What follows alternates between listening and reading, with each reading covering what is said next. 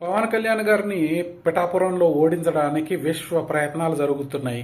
ఇది దాంట్లో భాగంగా కుల రాజకీయాలు, మత రాజకీయాలు, డబ్బు రాజకీయాలు, ఈ మళ్ళీ ఫ్యాక్షన్ సంస్కృతి రాజకీయాలు మొదలుపెట్టారు.